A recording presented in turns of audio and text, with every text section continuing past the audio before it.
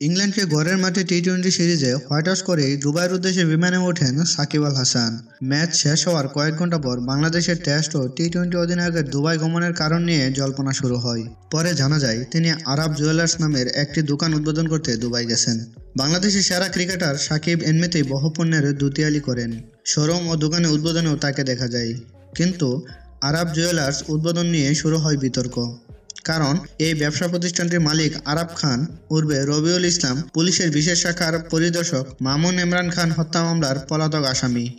2018 সালের 7 জুলাই রাজধানীর বনানীর একটি ফ্ল্যাটে খুন হন পরিদর্শক মামুন। তাকে জন্মদিনের অনুষ্ঠানের কথা বলে ডেকে নিয়ে নির্মমভাবে পিটিয়ে হত্যা করা হয়। হত্যাকাণ্ডের পর আরাব খান উর্ফে রবিউল ইসলাম ভারত পালিয়ে যান। এই মামলায় 2019 সালের 11 এপ্রিল গোয়েন্দা পুলিশ রবিউল সহ 9 জনের বিরুদ্ধে চার্জশিট জমা দেয়। পুলিশ হত্যা মামলায় রবিউলের ভাড়া করা এক ব্যক্তি আত্মসমর্পণ করে 9 মাস জেল খেটে বের হন। 2020 সালে রবিউল ভারতীয় পাসপোর্ট পান, যাতে তার নাম বদলে লেখা হয় আরাব খান। সেখান থেকে চলে যান দুবাই। 2021 সালে 31 অক্টোবর আরব আমিরাত সরকার তাকে রেসিডেন্ট পারমিট দেয়। রবিউল এখন সেখানেই আছেন, জুয়েলারি ব্যবসা করছেন। আজ বুধবার স্থানীয় সময় সন্ধ্যা 6টায় আরব জুয়েলার্স উদ্বোধন করেন সাকিব আল হাসান।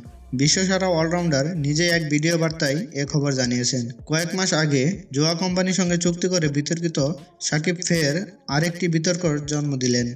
বন্ধুরা, এখন এ পর্যন্তই। পরবর্তীতে আবার দেখা হবে। সবাই ভালো থাকবেন, সুস্থ থাকবেন। টাটা।